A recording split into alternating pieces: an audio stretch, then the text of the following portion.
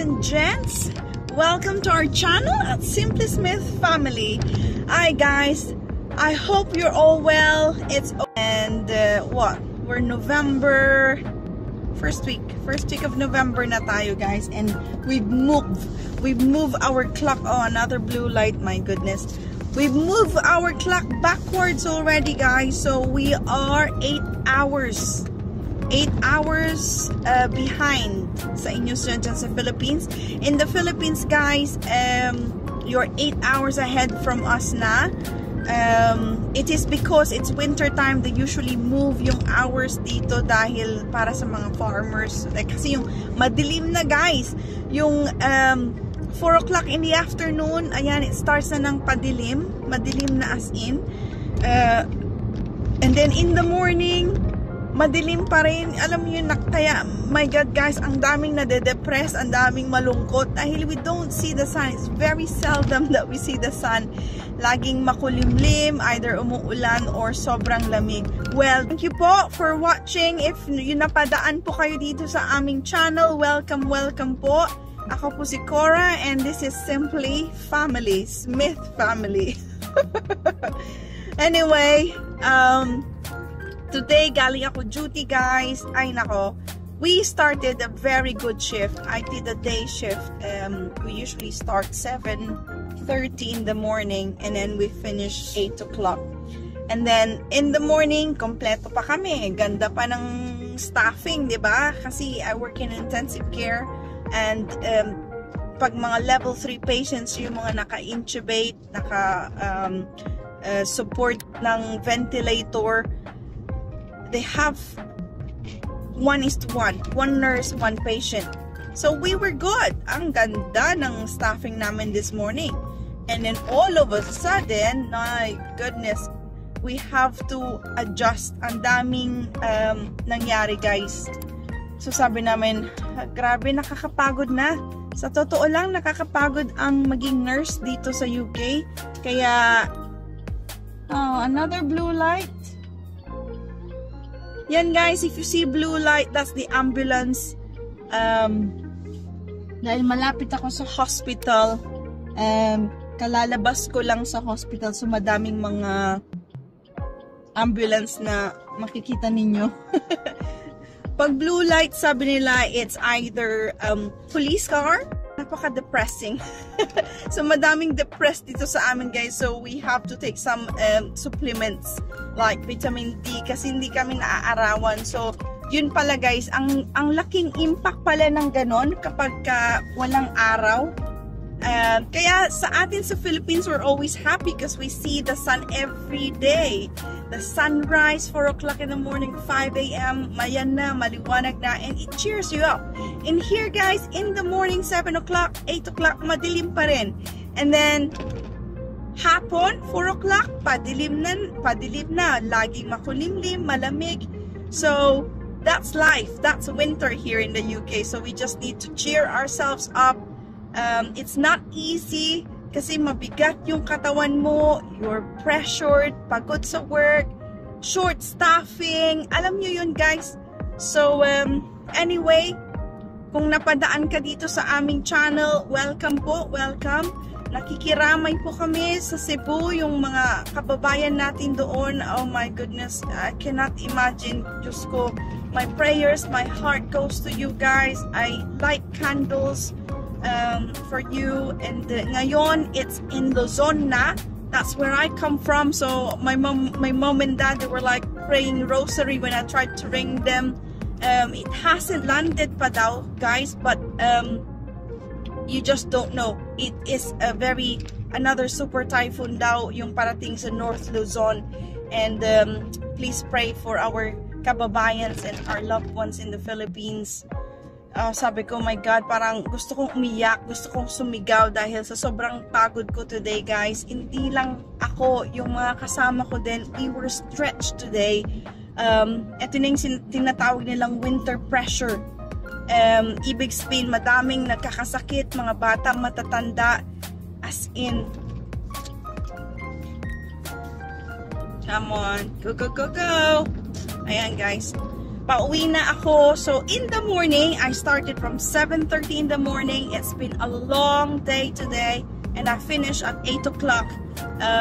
It's 8:30 p.m. na po dito sa amin, and we were fine. We were happy this morning. Sabi ko, good staffing, maganda ang teamwork namin. Kilala ko everyone, you know, masaya ako pag ganon. But then, about mid-morning, that's it. May mga admission na. They have to take our staff to do admission to the other unit. So sabi ko, oh no. And then, where I work, guys, it's an intensive care unit. So if you have a level 3 patient, ibig sabihin, the patient is intubated, dependent to a ventilator. Ibig sabihin, it should be 1:1. But then, kapag kulang, ay nako, good luck. may mga pasyente din naman kaming mga level 2s, mga level 1 yung pa yung mga ready na to go to the ward pag step down. But because today we were so stressed, kasi sabi ko, oh my God, nakakapagod na po ang maging nurse dito sa UK. So if you do love what you know, kailangan pag-isipan, guys. But then, who am I to judge? I'm not discouraging you guys, but if your dream is to go abroad and fulfill your dreams, feel free to do it. Welcome. We need more staff here in the UK. You can go to anywhere in the country, New Zealand, Australia, America. It's up to you guys. It's your decision. But to me, parang nakakapagod na kasi short staff. NHS is very stretched. I don't know why. I think it's more on budget, with the budget. Kasi syempre feeling ko wala nang enough funding. Kasi bakit everyday na lang parang you're chasing your tail. It's very hard, guys, kasi alam nyo yun, you want to give the best care to your patient, but because nagra-rush ka and you have to do a lot of things. Ang daming order ng doktor, ang daming ganyan, tutulungan mo pa yung other nurses and staff na kasama mo kasi you have to work together. But today, we managed to do what we can, and honestly, guys, we handed over our patients safely. Okay naman sila. Yun lang, parang ang sakit sa paa, parang I feel my feet are burning. And then if it carries on like this, staff will be burned out. Ito yung tinatawag na, ayan, mag-off sick na ang mga staff kasi pagod na, may sakit. Nakakapagod kaya kapag lagi ka na lang, alam mo yun, yung parang naaabuso, feeling mo naaabuso ka kasi sobrang dami mong ginawa for your patient. Ako kasi, guys, I consider my patients are like, what if that was my family member? You know, what if? So I try everything that I can. I try my best to look after this patient, to get better, and to hopefully he can be home. You know, he can be discharged to the ward and then to go home and be with the loved ones. I hope you're all okay. Pasensya na pag I'm ranting. This is my way of like coping. It's been a bad, it's been a really busy shift. So my husband knows when it's been a very busy shift, because when I get home, I'm totally quiet because I have let it out already on videos or someone that I can talk to. Like sometimes, guys, we talk to our fellow nurses, to make our emotions, kailangan ilabas mo. Kung hindi, my goodness, mababaliw ka, guys. Kaya nga sabi nila, nurses or any medical field, we are different breed. So, sometimes I can still hear the alarms pagdating sa bahay. So, I full blast ko yung music. Kaya, full blast ang music para hindi ko marinig yung mga alarms. Kasi parang yun na yung narinig ko all day. Anyway, guys, I'm nearly home and I'm so glad the shift is over.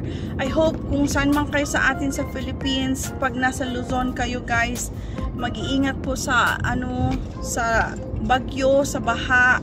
Yung mga kababayan naman natin sa Cebu, I'm sure there are Filipino communities whose yung ambag-ambag ba, to send some help to mga kababayan natin dyan.